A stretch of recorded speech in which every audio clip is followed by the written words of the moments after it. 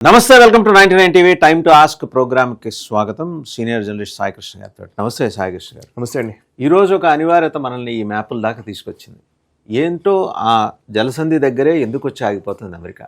ముందరికి వెళ్ళటానికి భయమా, లేకపోతే అమెరికాకి ఏమైనా శాపం పెట్టారా?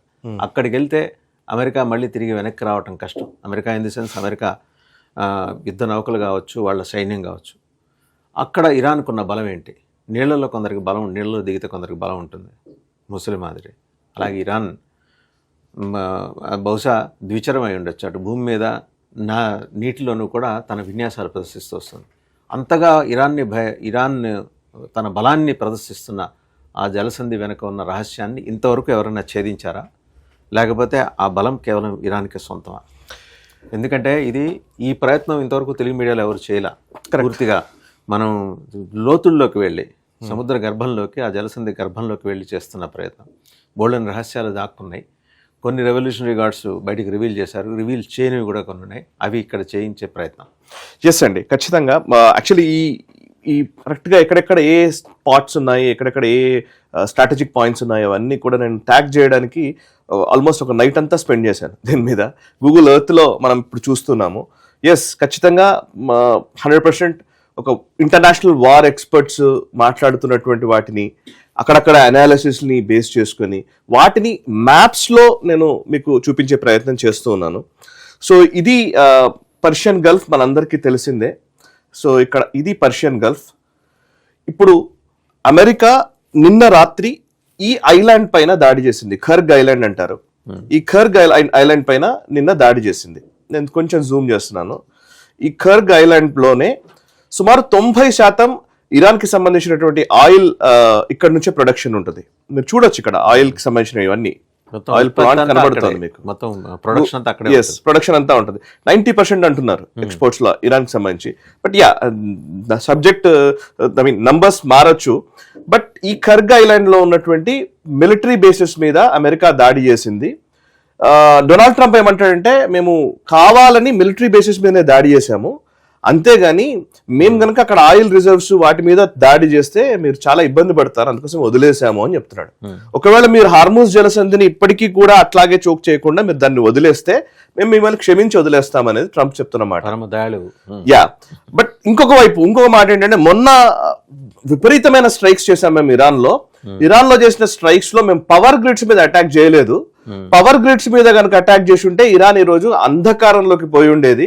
మేము జాలి ఐ మీన్ మీద దయ చూపి వదిలేసామని అన్నాడు. చీకట్లో యుద్ధం చేయడం ఇరాన్ అలవాటే కదా ఇవాళ. సరే, ఇది ఇది అమెరికా చెప్తున్నటువంటి మాట కదా.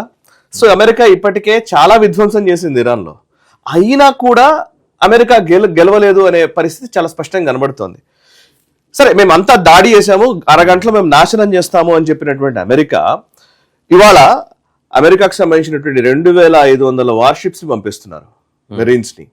And USS Tripoli amphibious ship అంటారు దాన్ని. అంటే అది దాని అటాకింగ్ క్యాపబిలిటీస్ వేరు. ఇప్పుడు Abraham Lincoln already 2 air craft carriers, ఒకవైపు హైఫాలో ఒకటి ఉంది మెడిటరేనియన్ సీలో, ఇంకోవైపు అబ్రహాం లింకన్. ఇప్పుడు అబ్రహాం లింకన్ అంటే ఇక్కడ ఉంది అబ్రహాం లింకన్. ఇది హార్మూజ్ జలసంధి, ఇది పర్షియన్ గల్ఫ్. ఇక్కడ హార్మూజ్ జలసంధి ఇక్కడ ఉంది, గల్ఫ్ ఆఫ్ ఒమన్ లో ఉంది. గల్ఫ్ ఆఫ్ ఒమన్, ఇది గల్ఫ్ ఆఫ్ ఒమన్ ఇక్కడ ఉంది, ఈ పార్ట్ లో ఉంది. ఈ ఒమన్ లోపల కూడా వెళ్ళట్లేదు ఎయిర్ క్రాఫ్ట్ క్యారియర్, ఇక్కడిక్కడే ఆగిపోయింది. అంతేగాని లోపలికి వెళ్ళట్లే. ఎందుకు లోపలికి వెళ్ళట్లేదు అనేది ప్రశ్న. ఇది లోపలికి వెళ్ళడం పక్కన పెట్టండి, ఇంకో యుఎస్ఎస్ ట్రిపోలిని ఎందుకు పంపిస్తున్నారు? ఇంకోటి ఇది ఉండగా ఇంకా 2500 మెరీన్స్ ఎందుకు పంపిస్తున్నారు? నిజానికి మేము ఇరాన్ పని అయిపోయింది, ఇరాన్ ఓడిపోయింది అని చెప్తున్నటువంటి డొనాల్డ్ ట్రంప్ మళ్ళీ ఎందుకు వార్షిప్స్ ని పంపిస్తున్నాడు?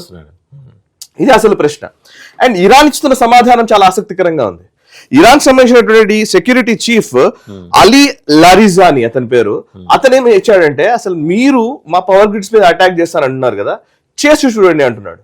మీరు మా పవర్ గ్రిడ్స్ ని అటాక్ చేసి చూడండి, మీకు అరగంట లోపల గల్ఫ్ దేశాలు మొత్తం అంధకారంలోకి వెళ్ళకపోతే మేము సమాధానం చెప్తాం, అప్పుడు చూడండి అని అంటున్నాడు.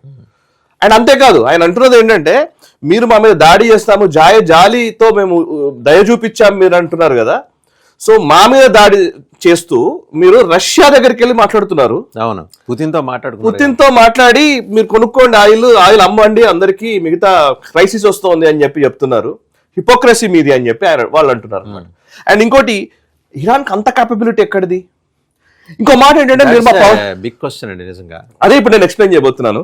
ఇరాన్ మీద దాడి చేస్తే ఇరాన్ పవర్ గ్రిడ్స్ ని ధ్వంసం చేస్తామని ఏదైతే అమెరికా హెచ్చరిస్తుంటే ఆయన ఇచ్చిన స్టేట్మెంట్ ఏంటంటే మీరు మా పవర్ గ్రిడ్స్ మీద దాడి చేయండి, అప్పుడు మేము చెప్తాం మేమేంటో.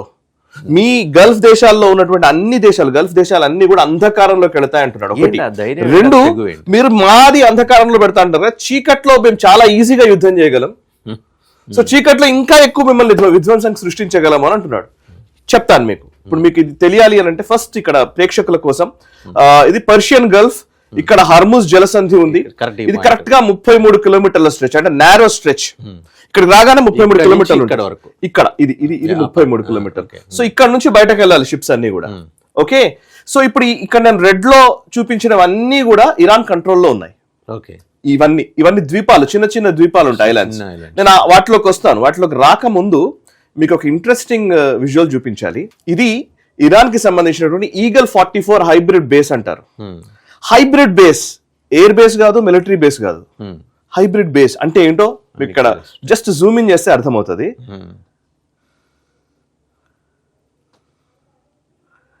చూడండి, ఇక్కడ ఒక స్ట్రెచ్ ఉంది చూసారా, ఇది రన్వే, వాళ్ళ ఎయిర్ ఫోర్స్ రన్వే.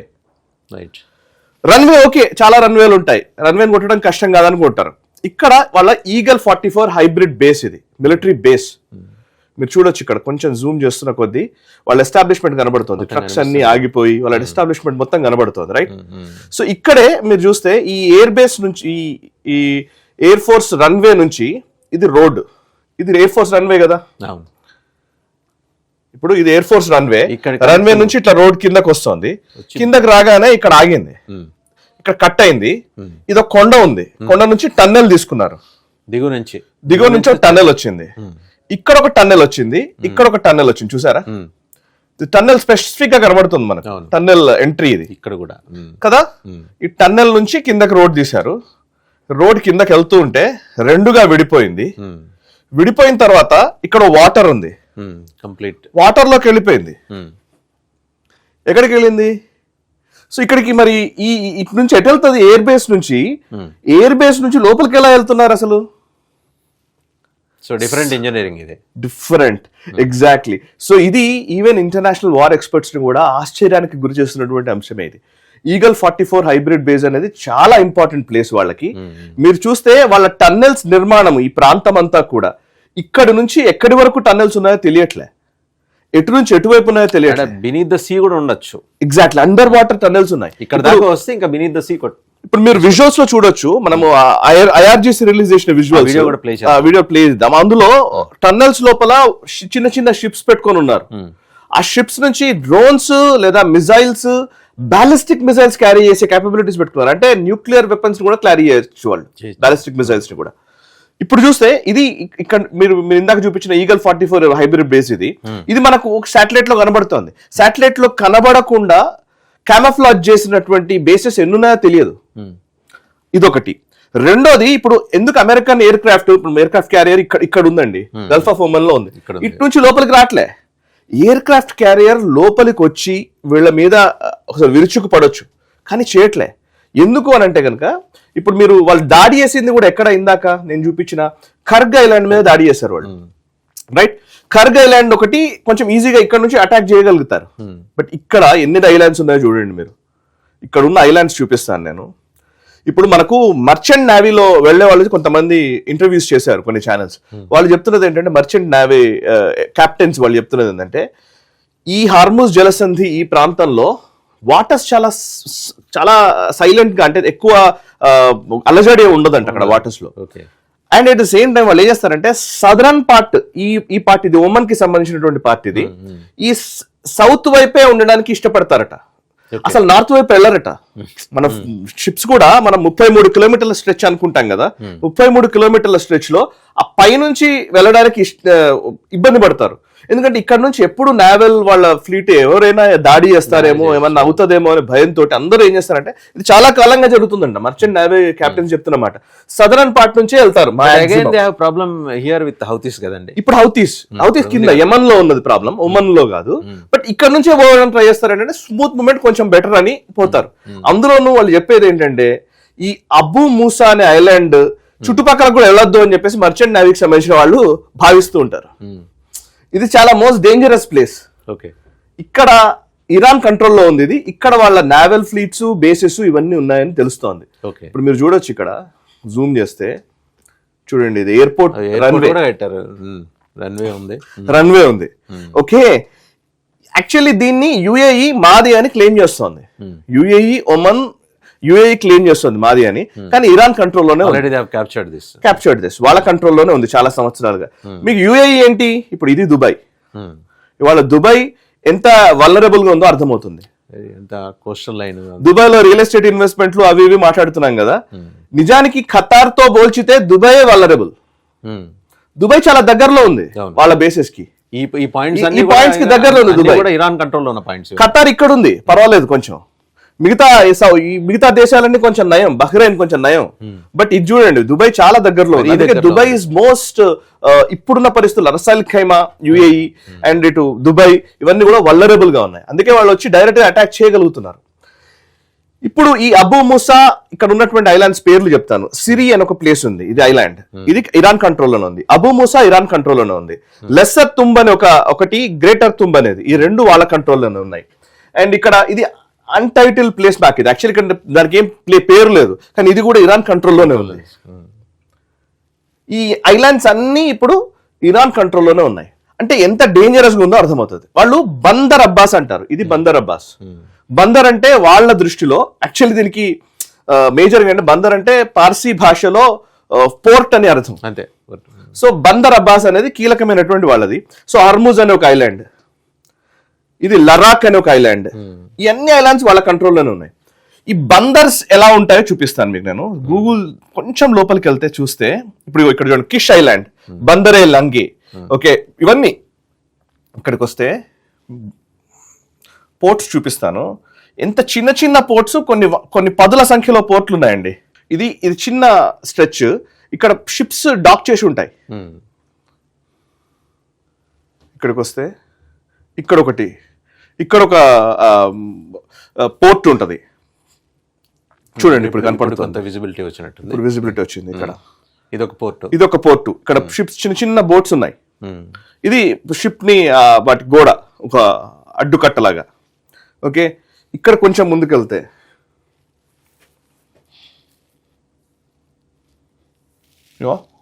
ఇక్కడ ఒక పోర్ట్ ఉంది చూడండి. ఇక్కడ అన్ని బోట్స్ ఉన్నాయి. అంటే ఇప్పుడు పాయింట్ ఏంటి, ఇప్పుడు వీళ్ళు అటాక్స్ జరగాలి అని అంటే, ఇప్పుడు మనం ఇక్కడ నుంచి ఒక షిప్ కనుక మూవ్మెంట్ అయితే, మీరు చూడండి, జస్ట్ జూమ్ అవుట్ చేస్తున్నాను.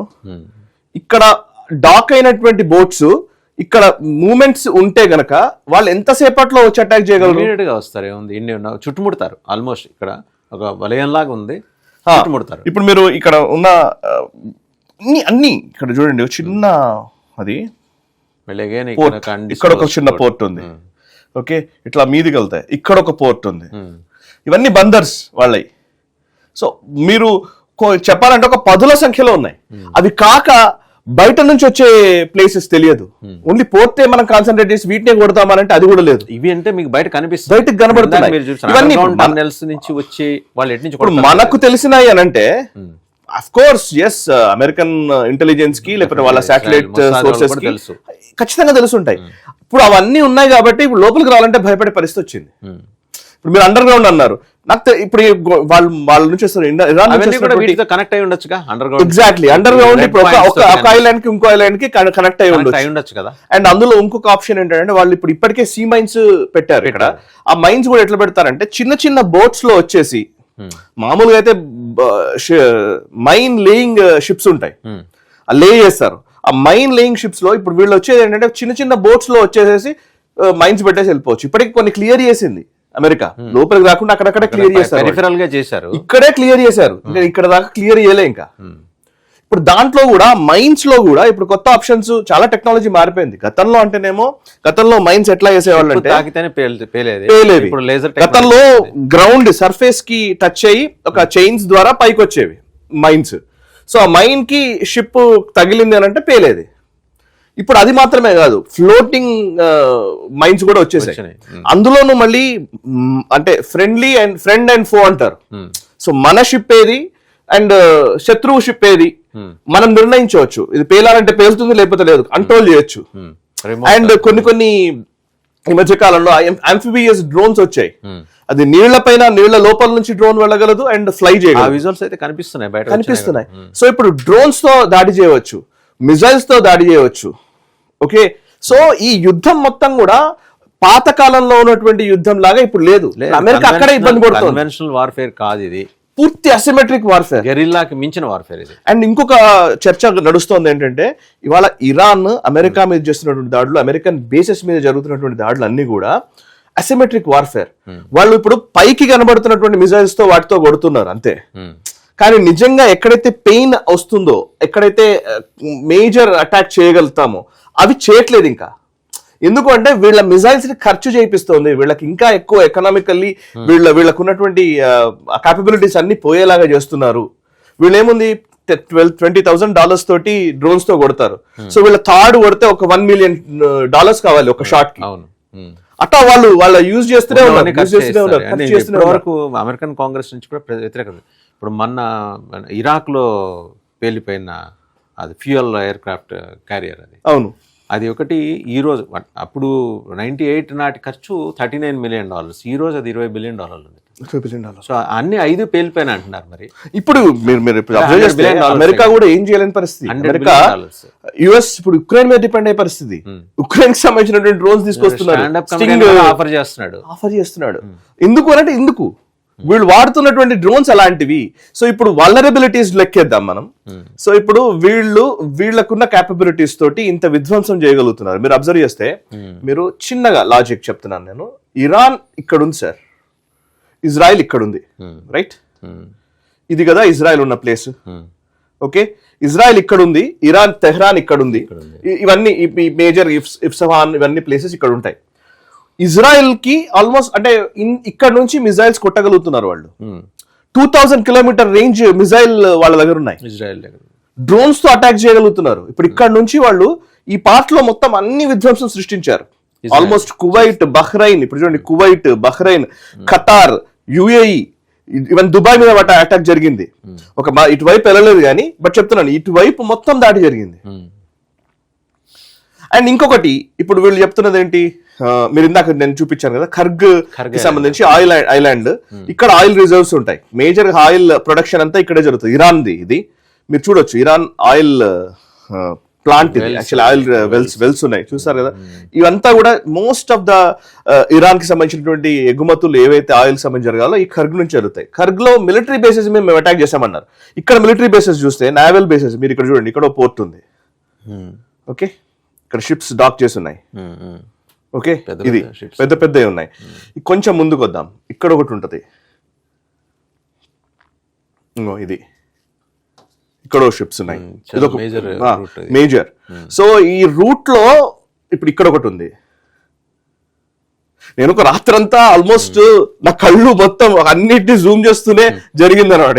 ఇవన్నీ ఇవన్నీ పిన్ చేయడానికి చాలా టైం పట్టింది నాకు. బట్ చూడండి ఎంత సింపుల్ గా, ఇక్కడ 4-5 పోర్ట్స్ ఉన్నాయి, ఇక్కడ 4-5 పోర్ట్స్ ఉన్నాయి. ఇలా లెక్కేస్తే వాళ్ళని ధ్వంసం చేశాను నేను అని అంటున్నాడు ఆయన. ఆయిల్ మీద కొడతాను నేను, ఆయిల్ మీద కొడితే మొత్తం ధ్వంసం అయిపోద్ది అన్నారు. పాయింట్ ఏంటంటే వాళ్ళు ఎలా చేయొచ్చు అని అంటే కనుక, ఇప్పుడు దుబాయ్కి సంబంధించి లేదా గల్ఫ్ దేశాల్లో ఉన్నటువంటి సుమారు అన్ని దేశాలకు సంబంధించినటువంటి పవర్ గ్రిడ్ సౌదీ నుంచే కనెక్ట్ అయి ఉందంట. ఆల్మోస్ట్ అంటే ఎక్కువ డిపెండ్ అయ్యే పవర్ గ్రిడ్ సౌదీ మీద అనుకోవచ్చు, సౌదీ మీద డిపెండ్ అయిందంట. సో సౌదీకి సంబంధించిన పవర్ గ్రిడ్స్ కనుక ఇవాళ ఇరాన్ అటాక్ చేస్తే గల్ఫ్ రీజియన్ మొత్తం అంధకారంలోకి వెళ్తుంది. ఒక్కసారి కరెంట్ పోయింది అని అంటే, ఎలక్ట్రిసిటీ పోయింది అని అంటే, డీసాలినేషన్ ప్లాంట్స్ ఉన్నాయి వాళ్ళకి. వాళ్ళు ఏం చేస్తారంటే సముద్రాన్ని, వాటర్ని, సముద్రపు నీళ్ళని మంచినీళ్లుగా మార్చి వాడుతారు వాళ్ళు. సో ఆ డీసాలినేషన్ ప్లాంట్స్ మొత్తం ధ్వంసం అయితే గనక, అది గనక పోతే వాటర్ లేని పరిస్థితి గల్ఫ్ దేశాలకు వస్తుంది. అంటే ఊహించుకోండి ఒకసారి. ఇవాళ అందుకే ఆయన అంత సీరియస్ గా వాళ్ళు అలీ లారిజాని ఎవడైతే ఇరాన్ సెక్యూరిటీ చీఫ్ ఉన్నాడో అతను చెప్తున్నది అదే, మీరు మా పవర్ గ్రిడ్ మీద అటాక్ చేసి చూడండి, మేము మీకు ఏం చేయాలో చేస్తామన్నాడు. ఖమేనీ తర్వాత ఆ పోస్ట్, సుప్రీం లీడర్ పోస్ట్ కి అతను contender Ali Raja. Exactly. And ఇంకొక పాయింట్, ఇప్పుడు థర్డ్ రాడార్ ని కొట్టగలిగారు వాళ్ళు. థర్డ్ కొడితే $2 billion నష్టపోయింది ఖతార్. $2 billion. సో ఇప్పుడున్న పరిస్థితుల్లో ఇరాన్ని ఎలా హ్యాండిల్ చేయాలనేది సతమతం అవుతూ ఇప్పుడు B2 బాంబర్స్ ని కొత్తగా పంపించాడు అమెరికా ట్రంప్. అండ్ అది కాక USS ట్రిపోలి వస్తోంది, 2500 షిప్స్ వస్తున్నాయి. సో ఇంత సీరియస్నెస్ నడుస్తోంది ఇక్కడ. అదే మీరు చెప్పారు కదా, దగ్గర దగ్గర 2500 మెరైన్స్ వాళ్ళు పంపిస్తున్నారు USS ట్రిపోలి LHS-7. ఎగ్జాక్ట్లీ. ఇవి చూడండి, ఇక్కడ నేను ఈ పాయింట్స్ కొన్ని చూపిస్తాను. సింపుల్గా చెప్పాలంటే ఇక్కడ ఒక ఐలాండ్ ఉంది, ఇది కిష్ ఐలాండ్ అంటారు. ఇది చాలా ఇంపార్టెంట్ ప్లేస్. ఇక్కడ ఒకటి అన్డిస్క్లోజ్డ్ ఐలాండ్ వాళ్ళ కంట్రోల్, సిరి వాళ్ళ కంట్రోల్లోనే ఉంది. Abu Musa most dangerous island అంటే ఇది వాళ్ళ కంట్రోల్లోనే ఉంది. అంటే ఇప్పుడు వాళ్ళు మీరు ఇందాక అన్నది అదే, ఇప్పుడు గ్రేటర్ తుమ్, లెసర్ తుమ్, ఈ రెండు ఉన్నాయి. వీటి నుంచి వీటి కనెక్ట్, వీటి నుంచి ఇక్కడ కనెక్షన్స్ అన్ని అండర్ వాటర్ కనెక్షన్స్ ఉన్నాయి. ఇందాక మీరు చూపించిన బీనీత్ ద సీ టన్నెల్స్ తో ఇవన్నీ కనెక్ట్ అయ్యాయి. ఫస్ట్ కనెక్ట్ అయి ఉన్నాయి. ఇలాంటి వాటి మధ్య నుంచి వెంచర్ చేస్తే దొరికిపోతారు. ఒక దగ్గర మిస్ అయితే ఇంకో దగ్గర కొడతాడు. సో ఇంతకుముందు అంతా కూడా పాయింట్స్ ఉండొచ్చు. ఇంతకుముందు మోస్ట్ ట్రాఫిక్ ఎక్కువగా ఉండే జలసంధి ఇది. అంటే అన్ని దేశాలకు సంబంధించిన ఆయిల్ దిగుమతులు నడుస్తాయి కదా, సో అన్ని దేశాలకు సంబంధించిన షిప్స్ పోతాయి కదా. సో చాలా సీరియస్ ఇష్యూ. ఇప్పుడు గొడవ ఏంటి మరి? ఇప్పుడు ఎయిర్ క్రాఫ్ట్ క్యారియర్స్ తోటో B2 బాంబర్స్ కొత్తగా వచ్చాయి. ఇప్పుడు B2 బాంబర్స్ తోటి ఇవన్నిటిని ధ్వంసం చేశాడు అనుకోండి, అదొక పెద్ద సమస్యగా మారుతుంది అనేది ఇంకొక అంచనా. అది జియోలాజికల్ గా ఇప్పుడు మనం చూస్తే ఇందులో ఎన్ని టన్నెల్స్ పెట్టాడో తెలియదు. అవన్నీ కాంక్రీట్, ఒక రాక్ సాలిడ్ టన్నెల్స్ లాంటివి ఉన్నాయనేది చెప్తున్నారు. B2 బాంబర్స్ అంటే బేసికల్లీ B2 బాంబర్స్ స్ట్రెంత్ మీద కూడా అనుమానాలు ఉన్నాయి కదా. ఇప్పుడు మొన్న లాస్ట్ ఇయర్ ఇస్ఫహాన్ లో ఏం చేయగలిగింది? పెరిఫెరల్ కొట్టింది అంతే, జస్ట్ క్లోజ్డ్ అంతే, ఎంట్రీ క్లోజ్ అయింది. ఎగ్జాక్ట్లీ. ఇప్పుడు మనము తొరబోరా కేసు చూసాం. బేసికల్లీ ఇరాన్ ఎందుకు ఇంతగా సమర్థవంతంగా తయారైంది అని అంటే, ఇరాన్ డాక్టరేట్ నేను కొంత చదివాను. ఇరాన్ అసలు IRGC ఏర్పడిన దగ్గర నుంచి కొన్ని డాక్యుమెంట్స్ ఉన్నాయి వాళ్ళే. అవి అఫ్కోర్స్ ఆల్మోస్ట్ క్లాసిఫైడే, బట్ మనకున్న అవైలబుల్ సోర్సెస్ ప్రకారం వచ్చినటువంటి సమాచారం. వాటిల్లో ఉన్నది ఏంటంటే, మొదటి నుంచి చరిత్రను గమనిస్తే మనం అమెరికా అసలు ఆఫ్ఘనిస్తాన్లో ఎలా చేసింది, ఇరాక్ని ఎలా కొట్టగలిగింది, మేజర్గా ఇరాక్ని ఎలా కొట్టగలిగారంటే, సద్దాం హుసేన్ని కంట్రోల్ చేయడానికి వాళ్ళు చేసిన పని ఏంటంటే, అమెరికా ఫస్ట్ వాళ్ళ ఎయిర్ బేసెస్ మొత్తం ధ్వంసం చేశారు. ఓకే, ఎయిర్ స్పేస్ ని కంట్రోల్లోకి తెచ్చుకున్నారు. ఓకే, సో దీంతో సగం అయిపోయింది యుద్ధం. కన్వెన్షనల్ యుద్ధం అమెరికాతో చేయలేము అని ఒక నిర్ధారణకు వచ్చింది ఇరాన్. ఖమేనీ నేతృత్వంలో మేము కన్వెన్షనల్ వార్ లో అమెరికాను కొట్టలేము, కొట్టగలిగేది ఓన్లీ ప్రాక్సీ వార్ లో కొట్టగలుగుతాం. అది కూడా వాళ్ళకి తెలియని కోణంలో మనం యుద్ధం చేయాలి. అలాంటి యుద్ధమే మనం గెలవగలుగుతాం. దానికి ఒక ఎగ్జాంపుల్ ఏంటి అంటే, మనం ఆఫ్ఘనిస్తాన్ లో ఉన్నటువంటి తొరాబోరా గుహలు. తొరాబోరాలో అవన్నీ గుహలు ఉంటాయి, న్యాచురల్ గా ఫామ్ అయినటువంటి కేవ్స్. ఆ గుహల్లోనే ఎక్కడున్నాడో ఒసామా బిన్ లాడెన్ తెలియలే. చాలా సంవత్సరాల పాటు కొట్టుకుచొచ్చారు. అసలు నిజానికి చెప్పాలంటే ఎన్నో బాంబులు వేశారు, ఎక్కడున్నాడో తెలియట్లేదు. ఆ టెరైన్ అట్లాంటిది. లాస్ట్ కి వస్తే పాకిస్తాన్ లో దాచుకున్నాడు. సో ఆఫ్ఘనిస్తాన్ ఎంత విధ్వంసం చేసినా అవ్వట్లే. సో అట్లాంటి పరిస్థితులు అంటే మనము ఒక టన్నెల్స్ ఈ మార్గంలోనే మనం ఏమైనా ఒక యుద్ధం చేయగలమేమో అనేది డిసైడ్ అయిపోయారు.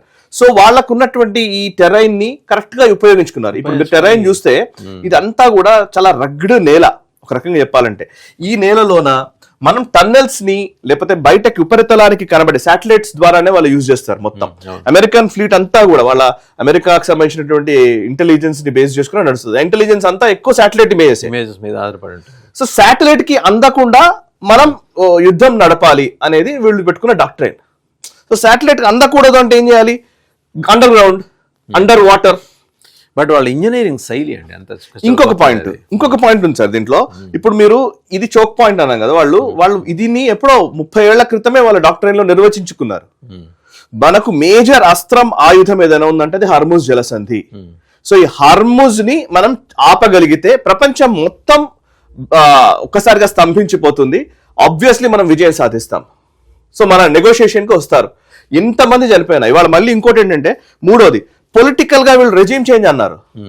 నువ్వు పొలిటికల్ గా ఖొమైనీని తీసేస్తావు కావచ్చు, ఖొమైనీ పోయాడు, ఖొమైనీ కొడుకు వచ్చాడు, ఇతన్ని కూడా చంపేస్తావు కావచ్చు. కానీ ఆ సిస్టమ్ చాలా ఇంపార్టెంట్. ఆ సిస్టమ్ ఇంకా కంటిన్యూ అవుతుంది. దట్ ఇస్లామిక్ భావజాలం ఏదైతే ఉందో, డిఫెన్స్ అదే కదా. ఎగ్జాక్ట్లీ. 31 ప్రావిన్స్ లో సమాంతరంగా ఈ సైనిక శక్తిని వాళ్ళు తయారు చేసుకుని రెడీగా ఉన్నారు. ఒకటి పోతే రెండో వాడు, మూడో వాడు కొడుతు. అందుకని ఎటు నుంచి కొడుతున్నారు అనేది అమెరికాకి అర్థం కాకుండా కొడుతుంది.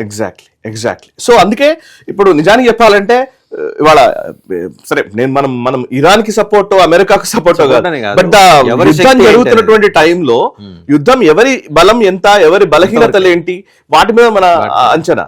బలం ఎవరికి ఎక్కువ ఉంది అంటే నిజంగానే అమెరికాకే ఉంది, కానీ వ్యూహం ఎవరి దగ్గర పదునుగా ఉందంటే వీళ్ళ దగ్గర. మనకు తక్కువ బలంతో ఎక్కువ విధ్వంసం సృష్టించవచ్చు అనే ఒక డాక్ట్రైన్స్ చాలా ఉన్నాయి. ఇప్పుడు గెరిల్లా వార్ఫేర్ అట్లాంటిదే.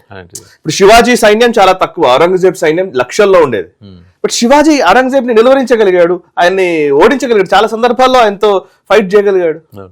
బికాస్ ఎందుకనంటే గెరిల్లా వార్ఫేర్, కొత్త యుద్ధ తంత్రాలు వస్తూ ఉంటాయి, కొత్త యుద్ధ తంత్రాలు వస్తున్నాయి, కొత్త తంత్రం తెలుస్తుంది. అందుకే ఇప్పుడు మన జనరేషన్స్ కూడా మనం యాక్చువల్లీ యుద్ధం ఎప్పుడు చూడలేదండి. మనం అసలు యుద్ధానికి మనం ప్రిపరేషన్ మనకు లేదు.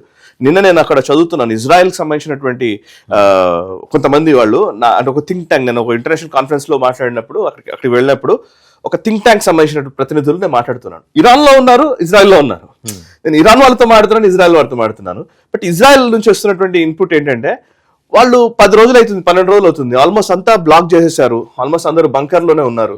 ఇప్పుడు బయటకు వచ్చేసి ఆఫీస్ లో ఓపెన్ అయినాయంట, ఆఫీస్ లోకి వెళ్ళమంటున్నారట. అంటే వెస్టర్న్ సొసైటీలో ప్రాబ్లం ఏంటంటే స్కూల్స్ బంద్ చేశారు, ఆఫీస్ లోకి వెళ్ళమంటున్నారు. వాళ్ళకి ప్రాబ్లం ఏంటంటే పిల్లల్ని ఇంట్లో పెట్టి వాళ్ళు వెళ్ళలేరు. ఇప్పుడు అది పెద్ద ఇష్యూ వాళ్ళకి. ఇరాన్ అయిపోయింది వాళ్ళకి. అంటే వాళ్ళకి అలవాటు అయిపోయింది. ఇజ్రాయెల్లో ఉండేవాడికి ప్రతి 2 నెలలకు 3 నెలలకి ఎప్పుడో ఒకసారి సైరన్ వస్తుంటది, సైరన్ వచ్చినప్పుడల్లా మేము బంకర్ లోకి వెళ్ళిపోవాలి, మళ్ళీ వెంటనే బ్యాక్ టు వర్క్ అన్నట్టుగా వెళ్ళిపోవాలనేది వాళ్ళు సైకలాజికల్ ప్రిపేర్ అయిపోయారు. వాళ్ళు పెద్దగా పట్టించుకోరు దాన్ని. మన దగ్గర చిన్న చిన్న వాటిని మనం చాలా ఎక్కువ చూస్తాం కదా, బట్ అది యుద్ధం అలవాటు లేకపోవడం వల్ల అంతే. అండ్ యుద్ధం నెగటివ్స్ ఎన్ని ఉన్నాయో దానివల్ల పాజిటివ్స్ కూడా ఉంటాయి.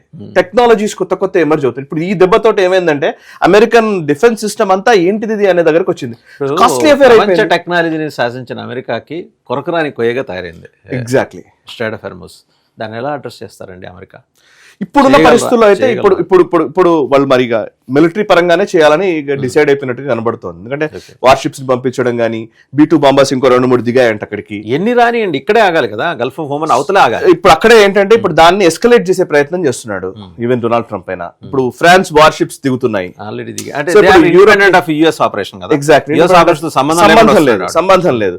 కానీ ఇప్పుడు ఇరాన్ దెబ్బకి ఇప్పుడు అన్ని దేశాలు దిగక తప్పని పరిస్థితి వచ్చింది. ఇప్పుడు నాటోలో ఉంది టర్కీ, మరి టర్కీ వస్తుందా? టర్కీ కూడా ఛాన్స్ ఉంటది.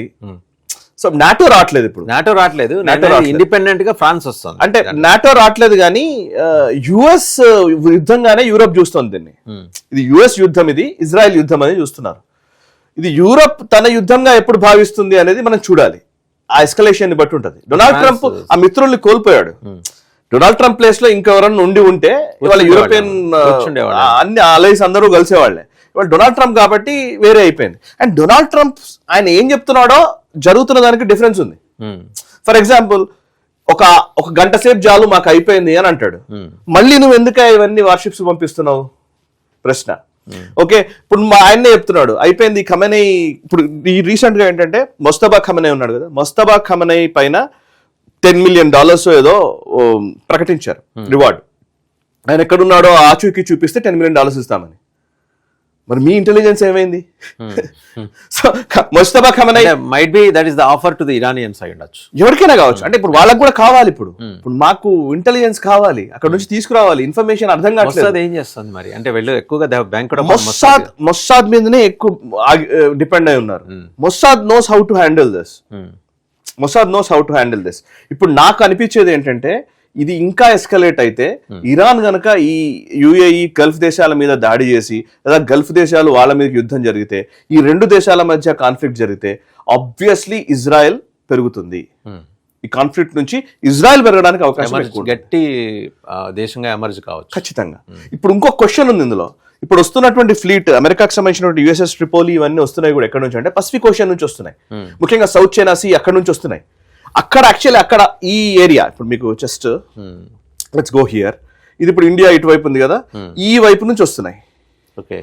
ఓకే, ఇక్కడ నుంచి సౌత్ చైనా సీ ఇటువైపు నుంచి వస్తున్నాయి. మనం అబ్జర్వ్ చేస్తే ఈ పపువా న్యూగిని ఇటువైపు ఉంది కదా, ఈ పసిఫిక్ ఈ రీజియన్ నుంచి వస్తున్నాయి. ఇక్కడ నా క్వశ్చన్ ఏంటంటే ఇప్పటికే చైనా ఈ టైంలో తైవాన్ ఎప్పుడు ఆక్యుపై చేద్దాం రా అని చూస్తోంది. యాక్చువల్లీ ఇక్కడ US ఫ్లీట్ ఉన్నంత వరకు కొంచెం ఆలోచిస్తుంది. US ఫ్లీట్ అటువైపు వెళ్ళిపోతే వాళ్ళందరూ హార్మూజ్ కి కన్ఫైన్ అయితే షిఫ్ట్ చేస్తున్నారు. Yes exactly. ఇప్పుడు హార్మూజ్ కి మొత్తం కన్ఫైన్ అయిపోతే ఇప్పుడు అమెరికా చైనా తైవాన్ మీద అటాక్ చేయొచ్చు. ఈజీ టాస్క్ దానికి. సో ఇది ఎగ్జాక్ట్లీ. అండ్ జపాన్ ఈరోజు భయపడుతూనే ఉంది, జపాన్ ఎప్పుడు కవిస్తూనే ఉంది. అయితే చైనాలో ఉన్నటువంటి లీడర్షిప్ క్రైసిస్ ఒకటి ఉంది. అక్కడ మేజర్ నాయకులందరూ కూడా తీసేయడము, వాళ్ళని రిమూవ్ చేయడము, రిజైన్ చేయడము, చంపేయడము, కనిపించకుండా పోవడం, ఇవన్నిటితోటి కొంత లీడర్షిప్ క్రైసిస్ ఉంది. కానీ అదర్వైజ్ ఇప్పుడు యుఎస్ ఫ్లీట్ మొత్తం అలా ఎనర్జీస్ అంతా, అంటే జనరల్ గా చెప్పాలంటే ఎనర్జీస్ మొత్తం అందరి ఎనర్జీస్ హార్ముజ్ మీదనే కేంద్రీకరించబడితే తైవాన్ ని చైనా క్యాప్చర్ చేయడం పెద్ద కష్టం కాదు. ఇది అదునుగా చూసి చేయవచ్చు. ఫోకస్ అక్కడ ఎక్కువ ఉంది కాబట్టి ఇది దీని మీద పెద్దగా కాన్సన్ట్రేట్ చేయకపోవచ్చు.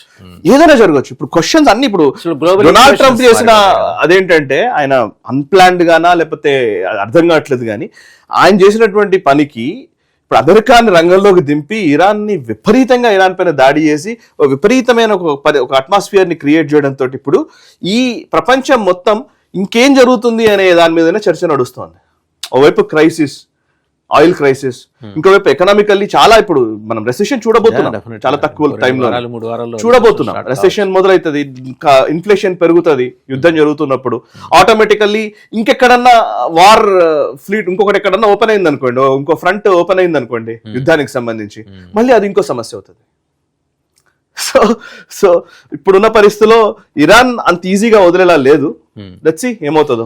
ఫైనల్ గా ఒకటి చెప్పండి, ఇప్పుడు ఈ ట్రిపోలి వస్తుంది కదా, యుఎస్ఎస్ ట్రిపోలి, దాని ప్రావెస్నెస్ ఏంటి, అది ఏం చేయగలరు, మాక్సిమం ఏం చేయగలరు? మాక్సిమం ఇప్పుడు వాళ్ళ నేను ఇప్పుడు మనం ఆలోచించాల్సింది ఏంటంటే ఇటువైపు ఇప్పుడు వార్షిప్స్ కి ఒక ఆప్షన్ ఉంటుందండి. వార్షిప్స్ కి ఉండే ఆప్షన్ ఆల్రెడీ ఉన్నటువంటి మైన్స్ ని, సీ మైన్స్ ని వాటిని తొలగించడమో దాన్ని డిస్ట్రాయ్ చేయడమో ఆప్షన్ ఉంది. న్యూట్రలైజ్ చేసుకుంటే వెళ్ళే ఆప్షన్ ఉంటుంది. వార్షిప్స్ కి ఉంటుంది, మర్చెంట్ షిప్స్ కి ఉండదు. సో ఇప్పుడు వార్షిప్స్, ఇప్పుడు ఎయిర్ క్రాఫ్ట్ క్యారియర్ లోపలికి వస్తే, ఇప్పుడు నిన్ననే ఒక వార్త వచ్చింది ఎయిర్ క్రాఫ్ట్ క్యారియర్ పైన కూడా దాడి జరుగుతుంది అని. అవును, చిన్న బోట్లు అందుకే కదా వాళ్ళు పెట్టుకుంది. సో ఇప్పుడు చిన్న వాటితోటి ఏం చేయొచ్చు మన క్వశ్చన్. సూసైడ్ బోట్స్ ఉంటాయి, అవి సూసైడ్ డ్రోన్స్ ఉంటాయి, రకరకాల పద్ధతులు ఉన్నాయి. అసిమెట్రిక్ గా ఉన్నది వాళ్ళ వ్యవస్థ. సో అసిమెట్రిక్ గా ఉన్నప్పుడు నిజానికి యుఎస్ ఎయిర్ క్రాఫ్ట్ క్యారియర్ పైన గట్టి దాడి జరిగి దానికి ఏమైనా అయితే మాత్రం America collapse. American defence equipment, అమెరికాకు సంబంధించినటువంటి ఒక విస్తారమైనటువంటి మిలిటరీ హిస్టరీ అవుట్ అయిపోయినట్టే. బికాస్ యుఎస్ఎస్ అబ్రహాం లింకన్ ని కొట్టగలిగారు అని అంటే అది మామూలుగా ఎయిర్ క్రాఫ్ట్ క్యారియర్ అంటే, ఫ్లోటింగ్ సిటీ కాదు, ఎయిర్ క్రాఫ్ట్ క్యారియర్ అంటే ఒక పెద్ద వ్యవస్థ, ఇది చిన్నది కాదు కదా సార్. సో అది చాలా సంవత్సరాల నుంచి ఉన్నటువంటి టెక్నాలజీని వీళ్ళు ధ్వంసం చేయగలిగింది ఒక ఇరాన్ అంటే మాత్రం చాలా పెద్ద మెసేజ్. అందుకోసమే కొంచెం అంటే జరిగే విధ్వంసం కంటే దాని వల్ల జరిగే narrative, military industrial complex of America collapse అవ్వడానికి అవకాశం ఉంటుంది. సో అంత దూరం తీసుకెళ్లడం కోసం భయపడే లోపలికి పంపించాడు. పుతిన్ ఏం చెప్తున్నాడు, అంత దూరం వెళ్ళమంటున్నాడా లేకపోతే ఆపగలను అని చెప్తున్నాడు, ఏమి హామీ ఇచ్చుంటాడు? రష్యా పుతిన్ డెఫినెట్లీ చెప్పాలంటే ఈ సిచ్యువేషన్ లో పుతిన్ అమెరికాకి ఏదో భరోసా వాక్యాలు అయితే ఇవ్వడు. ఓకే, అమెరికాని ఏమాత్రం ఆయన ఇప్పుడు ఆయనకు మంచి అవకాశం కూడా దొరికింది. సో ఇప్పుడు ఆయనకు అవకాశం కూడా దొరికింది ఏంటంటే, ఎస్ రష్యన్ ఆయిల్ మొన్నటిదాకా మీరు శాంక్షన్ చేశారు కదా, ఇప్పుడు శాంక్షన్ చేసి చూడండి. కొన్ని యూరోపియన్ కంట్రీస్ కి రష్యా నుంచి వచ్చిందనంట, మాకు మీరు ఆల్రెడీ క్యూ లైన్ లో ఉన్నారు, మేము ఆల్రెడీ కొంతమంది వేరే వాళ్ళకి ఆయిల్ పంపిస్తున్నాము, మీరు ఆగండి అని చెప్తున్నాడంట. సో ఇప్పటిదాకా మాట్లాడదా యూరోప్ నుంచి వచ్చినట్టు అండ్ పుతిన్ వాళ్ళ నుంచి వచ్చినట్టు స్టేట్మెంట్ కూడా ఏంటంటే, ట్రంప్ విషయంలో కొంత పాజిటివిటీ ఉంది. ట్రంప్ కొంత ఈ యుద్ధాన్ని ఆపే ప్రయత్నం చేశాడు, బికాస్ జెలెన్స్కీకి క్లాస్ వీకాడు, ఉక్రెయిన్ ని తిట్టాడు, యూరోప్ తో దూరం అయ్యాడు, ఇవన్నీ ఉన్నాయి కదా. సో ట్రంప్ విషయంలో ఆయన ప్రాబ్లం కంటే యూరోప్ విషయంలోనే ఎక్కువ కోపం, రిజర్వేషన్స్ కరెక్ట్ పుతిన్ కి. సో ఇప్పుడు మరి యూరోపియన్ దేశాలకు ఇప్పుడు ఎనర్జీ క్రైసిస్ వచ్చింది. సో ఇది what ever it may be, అన్ని రోజులు రాకపోవచ్చు, ఎందుకంటే ఇరాన్ ఒప్పుకోవచ్చు, ఇరాన్ తో నెగోషియేషన్స్ జరగవచ్చు, కొంచెం ఇరాన్ ని కూడా బిగ్ ప్లేయర్ గానే భావించవచ్చు. వెనిజులాకి అయినట్టుగా అసలు వాడి మాటే వినని పరిస్థితుల్లోకి వెళ్ళకపోవచ్చు. ఇరాన్ స్టేట్ ని కూడా ప్రపంచం గుర్తించగలిగితే ఈ క్రైసిస్ బయటపడుతుంది. సో మేజర్ గా డిప్లొమాటిక్ లెవెల్స్ లోనే ఈ రోజు ఉన్న పరిస్థితిలో పరిష్కారం ఉంది సార్. ఇది మిలిటరీ రూపంలోకి మారిందంటే, ఇప్పుడు అటాక్స్ లోకి వెళ్ళిందంటే ఇంకా ఎక్కువ బియాండ్ కంట్రోల్. మేబీ సొల్యూషన్ అంటే ఇక లాంగ్ టర్మ్ సొల్యూషన్స్ ఏమైనా రావచ్చు, ఇదంతా కంట్రోల్ చేయడం అంటే. ఇప్పుడు ఫర్ ఎగ్జాంపుల్ ఈ ఏరియా మొత్తాన్ని వాళ్ళ క్యాప్చర్ చేయగలిగితే, ఇప్పుడు యుఎస్ వచ్చి ఈ రెడ్ కలర్ లో ఎక్కడైతే పిన్ చేసి పెట్టానో ఇవన్నీ ఏరియాస్ వాళ్ళు క్యాప్చర్ చేయగలిగి బూట్స్ ఆన్ ద గ్రౌండ్ వాళ్ళ చేతుల్లోకి వస్తే మేబీ ఈ క్రైసిస్ లాంగ్ టర్మ్ లో మనం క్లోజ్ చేసుకోవచ్చు. ఓకే, షార్ట్ టర్మ్ లో అయితే మాత్రం ఇది తొందరగా జరిగేది అయితే కాదు. Do you believe boots on the ground, even long term boots on the ground America capture చేయగలదు. ఇప్పుడు there is no other option. What is the option? ఇప్పుడైతే లక్షల్లో సైనికులను కోల్పోవాల్సి వస్తుంది అమెరికా. ఎగ్జాక్ట్లీ లక్షల్లో అంత సైనికుల డెడ్ బాడీలు అమెరికాకు వస్తూ ఉంటే మిడ్ టర్మ్ పోల్స్ వెళ్తాడా? ట్రిపోలితో కలిపి చూస్తే ఇప్పటిదాకా యాజ్ ఇట్ ఈస్గా 50,000 మంది సముద్రంలో ఉన్నారు అమెరికా సైన్యం. సో ఇది కాక ఇంకా మీరు తంబలు తెప్పించాల్సి ఉంటుంది. ఇప్పుడు ఒకవేళ అలాంటి పరిస్థితి వస్తే ఆ నిజంగానే యుఎస్ కి సంబంధించినటువంటి వాళ్ళు చనిపోతూ అమెరికాకు వస్తూ ఉంటే, వాళ్ళ డెడ్ బాడీస్ వస్తూ ఉంటే, ఈయన మిడ్ టర్మ్ పోల్స్ ఎలా జరుగుతాయి? డొనాల్డ్ ట్రంప్ రేటింగ్స్ ఏ విధంగా ఉంటాయి? ఇప్పటికే రేటింగ్స్ పడిపోయాయి. అండ్ మాగా ఓటర్ బేస్, తన ఓటర్ బేసే ఇప్పుడు ఇవాళ విమర్శిస్తారు. యునో తులసి గబార్డ్ ఆవిడ సైలెంట్ గా ఉందండి. ఎందుకంటే తులసి గబార్డ్ సైలెంట్ గా ఉంది. ఎందుకంటే ఆవిడ అసలు యాక్చువల్లీ డెమోక్రటిక్ పార్టీ నుంచి ఈ దీంట్లోకి వచ్చిందే యుద్ధాల వల్ల. ఆమె డెమోక్రాట్, యాక్చువల్లీ నిజానికి డెమోక్రాట్ పార్టీ లీడర్ ఆమె. షీ వాజ్ డెమోక్రాట్ పార్టీలో ప్రెసిడెన్షియల్ క్యాండిడేట్ గా ఆమె ట్రై కూడా చేసింది. ఆమె అంతకుముందు యుఎస్ ఆర్మీలో పనిచేసింది. సో ఆర్మీలో పనిచేసినటువంటి వ్యక్తి, ఆమెకు క్లియర్ గా ఈ మిడిల్ ఈస్ట్ మీద అవగాహన ఉంది. ఆమె మిడిల్ ఈస్ట్ లోనే వర్క్ చేసింది. అంటే వాళ్ళ మిడిల్ ఈస్ట్, మన వెస్ట్ ఏషియా, దాంట్లోనే ఆమె వర్క్ చేసింది కాబట్టి ఆమెకు తెలుసు.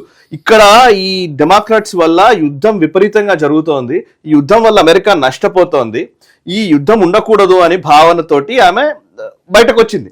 డెమోక్రాట్ పార్టీ నుంచి రిపబ్లికన్ పార్టీకి వచ్చింది కూడా. ఈవెన్ డొనాల్డ్ ట్రంప్ కొంచెం పీస్ చెప్తాడా, ఆయన యుద్ధం చేయనంటున్నాడు, ఇవన్నీ కూడా ఆమె చెప్పింది.